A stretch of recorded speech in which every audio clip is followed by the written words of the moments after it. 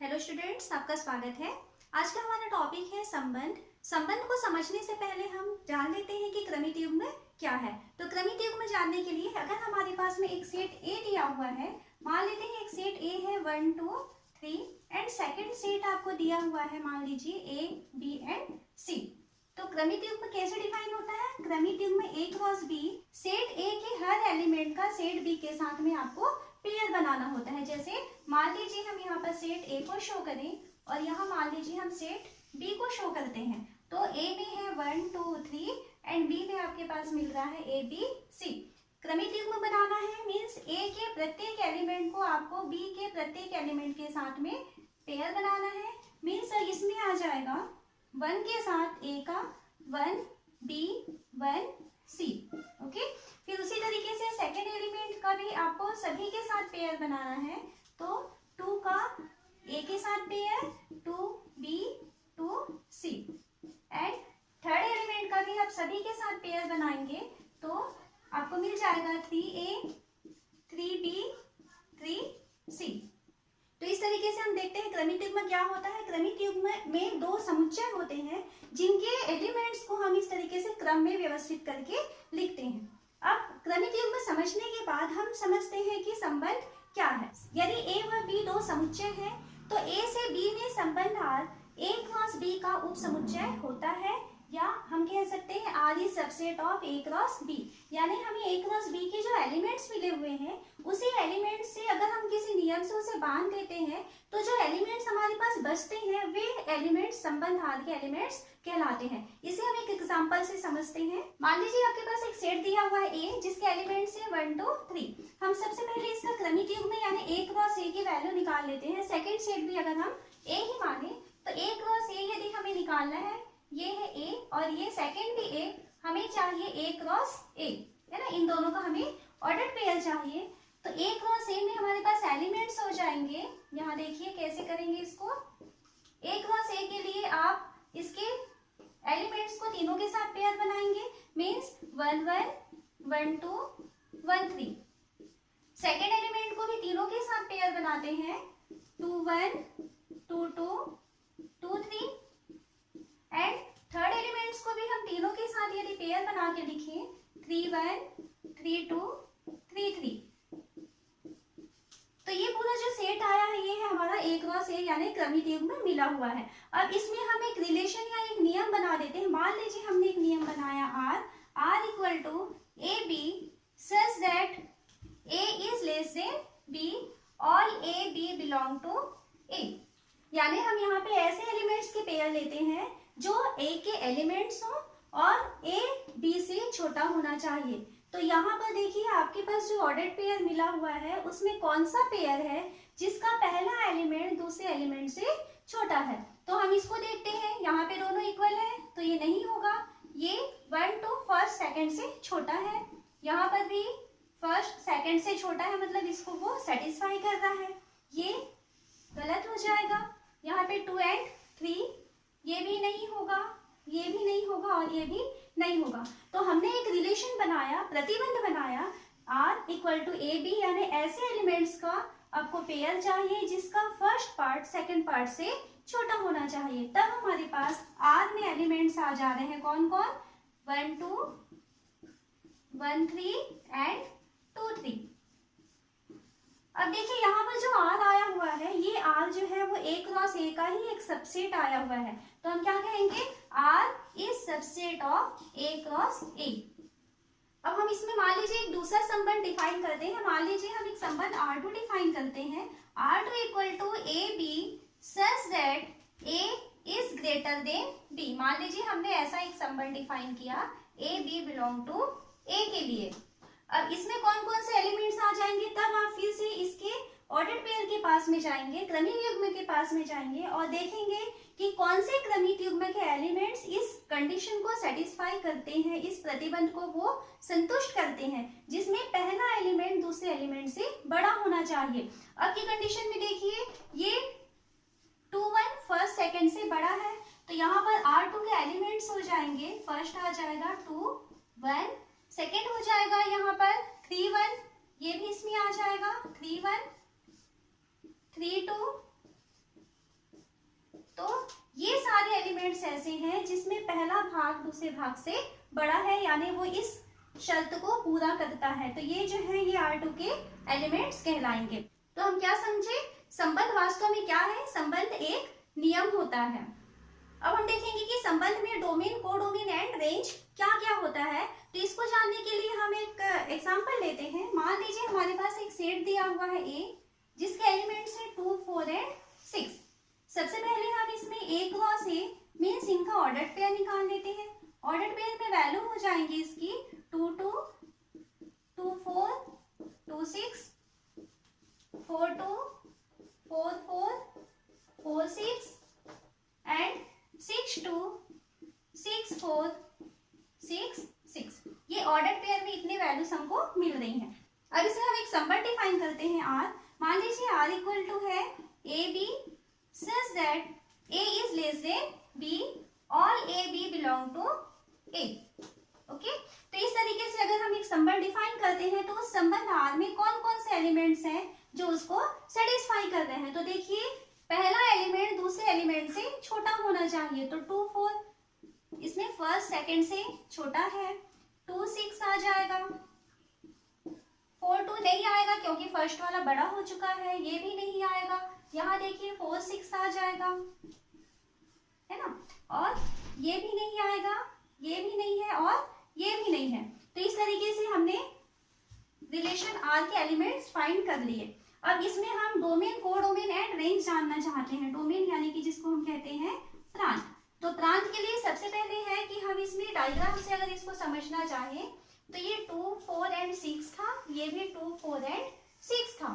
तो देखिए हमको जो रिलेशन हमने R लिया हुआ है, इस R में 2 का 4 से रिलेशन था, मीन्स ये आया है। 2 का 6 से रिलेशन था, मीन्स ये भी है। 4 का 6 से रिलेशन था तो ये इसमें शामिल हो गया।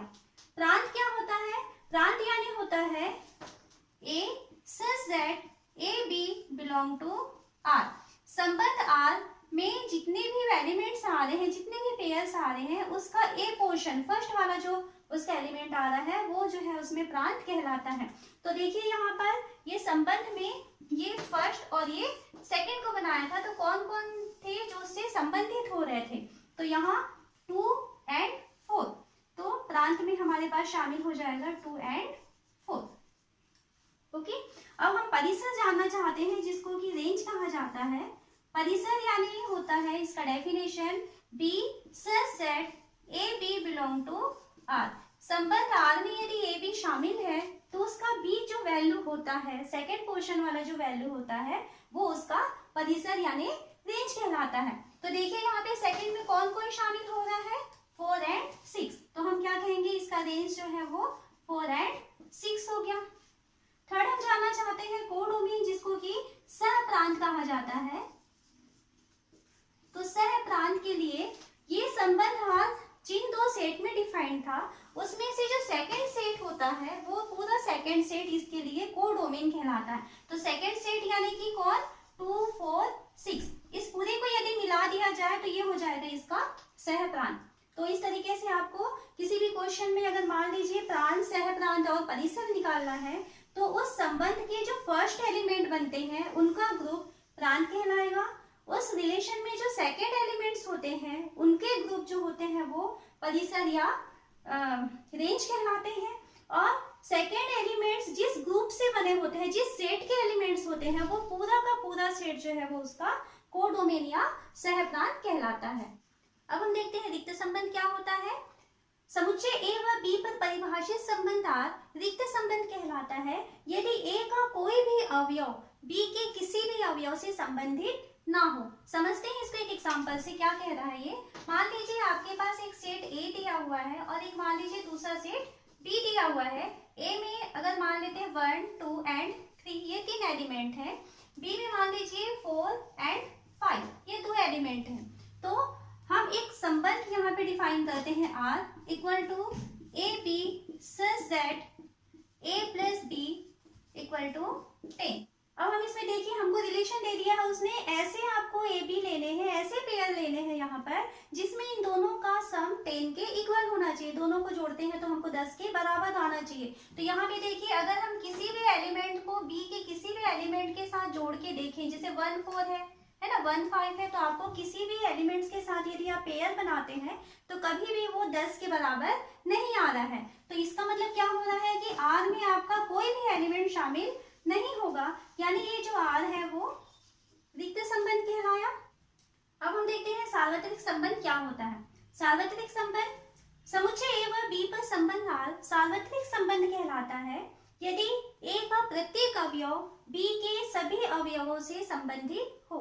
एक रिलेशन हम यहाँ पे मान लीजिए डिफाइन करते हैं, R equal to A B such that A plus B is less than 10। इस तरीके से मान लीजिए हमने एक रिलेशन डिफाइन किया हुआ है, where all A belong to A and all B belong to B, है ना। इस तरीके से हमने एक रिलेशन डिफाइन किया हुआ है। अब देखिए हमने ऐसा कहा है कि a प्लस बी का सम जो है वो 10 से छोटा होना चाहिए। तो अब हम इसी एग्जांपल में देखते हैं, ऐसे पेयर बनाने हैं आपको कि आप यदि उन्हें जोड़ेंगे तो वो 10 से छोटा आना चाहिए।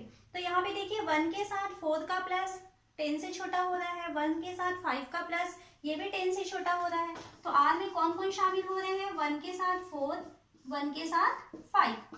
उसी तरीके से 2 के साथ 4 को यदि प्लस करेंगे तो ये भी 10 से छोटा हो जाएगा। तो 2 के साथ हम कर रहे हैं 4, तो 2 4 इसमें शामिल हो जाएगा।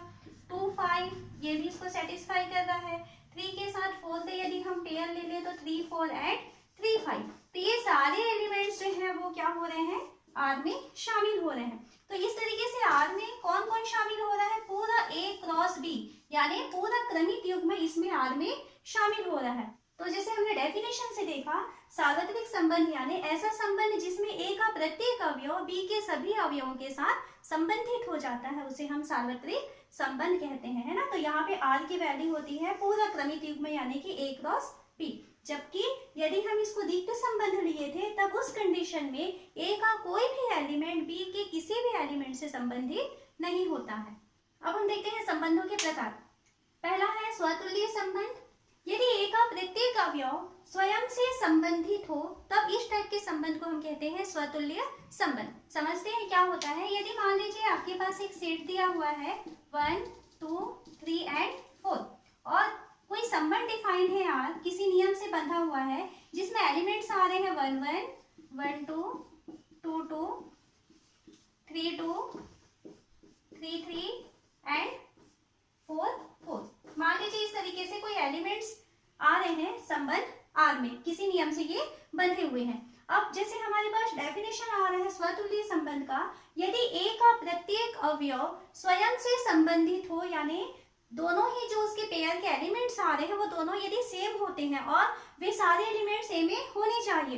तो देखिए ए में 1 है 2 है 3 एंड 4 है, तो 1 1 2 2 3 3 एंड 4 4 हमें चारों चीजें मिल रही हैं, तब हम क्या कहेंगे कि ये संबंध जो है वो स्वतुल्य संबंध है। इसी में मान लीजिए हम एक और संबंध डिफाइन करते हैं और सपोज उसकी जो वैल्यूज है 1 2 2 2 3 3 4 3 और मान लीजिए 4 4। इस तरीके से मान लीजिए हमने कोई संबंध डिफाइन किया था जिसके एलिमेंट्स ऐसे आए हुए थे। हम इसमें देखते हैं क्या ये स्वतुल्य है। तो स्वतुल्य होने के लिए ए के प्रत्येक अवयव को स्वयं से संबंधित होना चाहिए था। तो ए में 1 2 3 और 4 था, तब हमें यहाँ पे 1 1 2 2 3 3 और 4 4 मिलना चाहिए। तो देखिए 2 2 3 3 4 4 ये तो मिल चुके हैं, लेकिन क्योंकि यहाँ पर 1 1 शामिल नहीं है तो इस कारण से इसको हम क्या कहेंगे कि यह स्वतुल्य नहीं है। अब हम समझते हैं सममित संबंध क्या होता है। समुच्चय ए में परिभाषित संबंध आर सममित कहलाता है यदि और केवल यदि A B belong to R यानी ए और बी आर रिलेशन से बंधे हुए हैं, then B A belong to R यानी उस कंडीशन में बी को भी आर से उसी रिलेशन में यदि बंधा होगा तब हम कहेंगे कि वो संबंध सममित है। हम यहाँ पर एक एग्जांपल लेते हैं। मान लीजिए आपके पास एक सेट दिया हुआ है 1 2 एंड 3 और इस सेट ए में आपके पास एक संबंध मान लीजिए डिफाइन है जिसके एलिमेंट्स है 1 1 1 2 2 1 3 2 2 3।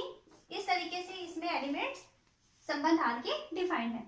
तो सममित संबंध में क्या कहा कि ए में परिभाषित संबंध आर सममित कहलाता है यदि और केवल यदि A B belong to R, यानी ए और बी, ए का रिलेशन बी से जो है वही रिलेशन बी का ए से होना चाहिए। तो यहाँ देखिए 1 1 एंड 1 1, इसमें कोई प्रॉब्लम नहीं है। 1 का 2 से रिलेशन है, यानी 1 आर 2, 1 और 2 के बीच रिलेशन आर है। तो उसी तरीके से 2 और 1 के बीच में भी हमें रिलेशन मिल गया, तो 2 और 1 के बीच में भी रिलेशन आ गया, मतलब ये सेटिस्फाई कर रहा है सममित संबंध को। यहाँ देखते हैं 3 और 2 के बीच में रिलेशन आर है, तो 3 और 2 के बीच में हमें आर रिलेशन मिला। तो 3 और 2 के बीच यदि आर रिलेशन है तो 2 और 3 के बीच में भी हमें आर रिलेशन मिलना चाहिए था, तो यहाँ मिल रहा है। 2 3 के बीच में भी हमें आर रिलेशन मिला। तो क्या होता है सममित संबंध? यदि ए और बी के बीच आर रिलेशन है और बी और ए के बीच में भी वही आर रिलेशन आता है, वो एलिमेंट्स हमें वहां मिल जाता है, तब हम कहेंगे कि वो संबंध सममित संबंध है। थर्ड हम देखते हैं संक्रामक संबंध। समुच्चय ए में परिभाषित संबंध आर संक्रामक संबंध कहलाता है यदि A B belong to R, B C belong to R, then A C also belong to are.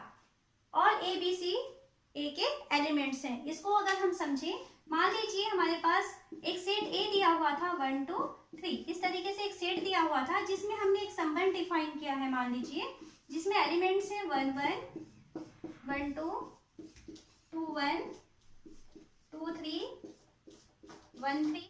अब हम यहाँ देखते हैं first A B belong to R and B C belong to R. तो यहाँ देखिए 1 2 जो है वो आर का एलिमेंट है, ओके। 1 2 के बाद में 2 1 ये भी आर का एलिमेंट है, 2 1 भी आर का एलिमेंट है। तो 1 2 आर का एलिमेंट है, 2 1 भी आर का एलिमेंट है, देन हमें मिलना चाहिए 1 1 भी आर में शामिल होना चाहिए। तो देखिए यहाँ पे आपको क्या मिल रहा है, 1 1 भी आर में है, यानी कि ये जो 3 एलिमेंट्स हैं ये यहाँ पे संक्रामक को सेटिस्फाई करते हैं। और यहाँ पे दूसरा और चेक करें, 1 2 आर का एलिमेंट है, 2 3 आर का एलिमेंट है।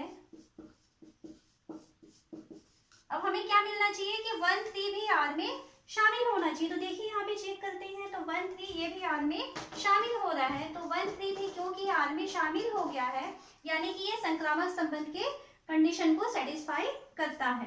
तो संक्रामक संबंध क्या होता है, याद रखेंगे, यदि 2 पेयर आर के एलिमेंट्स हैं, देन फर्स्ट पेयर का first part and second pair का सेकेंड पार्ट, है ना, जैसे A B belong to R, B C belong to R, then first का ए और सेकेंड का C, A C also belong to R होना चाहिए, तब हम कहते हैं कि वो जो है संक्रामक संबंध है। नेक्स्ट हम देखते हैं तुल्यता संबंध क्या होता है। समुच्चय ए में परिभाषित संबंध आर तुल्यता संबंध कहलाता है यदि फर्स्ट वो स्वतुल्य हो, सेकंड सममित हो और थर्ड संक्रामक संबंध हो। यानी कोई संबंध यदि इन तीनों कंडीशन को सेटिस्फाई कर लेगा तो हम कहेंगे कि वो संबंध तुल्यता संबंध है। एक एग्जांपल से उसे समझते हैं। एक एग्जांपल लेते हैं हम, A इक्वल टू समस्त त्रिभुजों का समुच्चय, एक प्लेन में जितने भी त्रिभुज होते हैं उनके समुच्चय को हम अगर A से शो करें और यहाँ पर हम एक संबंध डिफाइन करते हैं R equal to T1 T2 such that T1 और T2 आपस में सिमिलर है और T1 T2 belong to A। सभी ऐसे T1 और T2 यानी ऐसे सभी त्रिभुजों के समूह का पेयर लेना है आपको जो आपस में समरूप होते हैं। तो अगर इस तरीके से हमें एक संबंध डिफाइन है, अब हमें ये पता लगाना है कि क्या ये संबंध तुल्यता संबंध है। तो तुल्यता संबंध प्रूफ करने के लिए आपको ये तीनों कंडीशंस ये सेटिस्फाई करता है या नहीं करता है, इसको आपको चेक करना है। फर्स्ट जैसे हम इसमें चेक करते हैं क्या ये स्वतुल्य है। स्वतुल्य में हमने पढ़ा हुआ था कि कोई भी संबंध स्वतुल्य तब कहलाता है जब उस सेट के प्रत्येक एलिमेंट अगर खुद के साथ संबंधित हो। तो देखिए आपका सेट यानी जो समुच्चय है वो दिया है त्रिभुजों का समुच्चय। तो हम ये जानते हैं कि कोई भी त्रिभुज स्वयं के समरूप होता ही है, तो इस कारण से क्योंकि हर त्रिभुज स्वयं के समरूप होता है, इस कारण से वो स्वतुल्य संबंध की कंडीशन को सेटिस्फाई करेगा। सेकेंड, हम इसमें सममित प्रूफ करना चाहें तो सममित संबंध है या नहीं है। सममित संबंध के लिए आप उसके डेफिनेशन को याद कीजिए। अगर कोई संबंध सममित होता है तब यदि A B belong to R, then यदि बी ए भी बिलोंग आर हो जाए, है ना, उसका भी एलिमेंट हो जाए, तब हम क्या कहते हैं कि वो सममित संबंध है। तो हम जैसे मान लीजिए दो ट्राइंगल लेते हैं T1 और T2 और ये R का एलिमेंट है, इसका मतलब T1 समरूप है T2 के। तो यदि एक त्रिभुज दूसरे त्रिभुज के समरूप है, इसका मतलब है कि दूसरा त्रिभुज भी पहले त्रिभुज के समरूप होगा ही। तो हमें क्या मिल जाएगा कि T2 T1 भी R में शामिल हो जाएगा, यानी हम इसे कह सकते हैं कि T2 जो है वो समरूप हो जाएगा T1 के। तो इस तरीके से समरूप त्रिभुज को यदि हम एक संबंध से डिफाइन कर रहे हैं तो ये सममित संबंध होता है। थर्ड हम देखते हैं इसमें संक्रामक।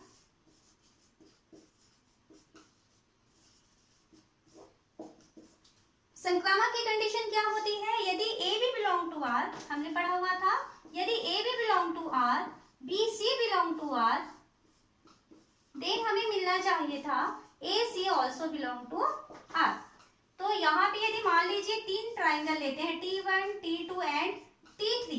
अब इस तीनों त्रिभुजों में मान लीजिए T1 T2 के समरूप है, यानी T1 T2 is belong to R, है ना, और ये मान लें कि T2 T3 ये भी R का एलिमेंट है, यानी T2 T3 के समरूप है। तो अब देखिए यदि मान लीजिए आपके पास तीन त्रिभुज दिए हुए हैं, फर्स्ट, सेकेंड एंड ये मान लीजिए थर्ड है, तो यदि फर्स्ट सेकेंड के समरूप है, सेकेंड थर्ड के यदि मान लीजिए समरूप है, तब हम कह सकते हैं कि पहला और तीसरा भी आपस में समरूप हो जाएगा। तो हमने देखा कि अगर T1 T2 R का एलिमेंट है, T2 T3 भी R का यदि एलिमेंट है, तो उस कंडीशन में हमें T1 T3 भी R का एलिमेंट मिल जाएगा, यानी ये दोनों भी आपस में समरूप हो जाएंगे।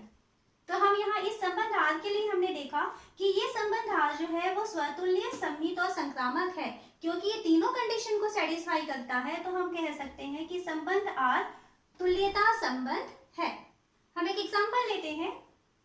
सीधा कीजिए कि A equal to X such x belong to Z where all x is greater than r equal to 0 and less than r equal to 12 में एक संबंध डिफाइन है R इस तरीके से A B R equal to A B such that mod A minus B 4 का गुणज है। अब हमें ये प्रूफ करना है कि ये तुल्यता संबंध है या नहीं है। तो सबसे पहले हम देखते हैं कि वास्तव में जो ए दिया हुआ है वो है क्या चीज। तो ए इक्वल टू वो कहता है ऐसे एक्स चाहिए जो 0 के इक्वल या ग्रेटर हो और 12 से लेस या इक्वल हो। तो ए में एलिमेंट्स आ जाएंगे 0, 1, 2, 3, 4, 5, 6, 7, 8, 9, 10, 11 एंड 12। तो ये सारे एलिमेंट्स जो है वो ए के एलिमेंट्स हो जाएंगे। फिर उसके बाद उसने संबंध क्या परिभाषित किया है, R equal to A B such that mod A minus B 4 का गुणज है। इस तरीके से उसने एक संबंध डिफाइन किया है। अब इसको हम तुल्यता प्रूफ करने के लिए सबसे पहले प्रूफ करेंगे कि क्या ये स्वतुल्य है। तो देखिए स्वतुल्य कैसे प्रूफ करेंगे।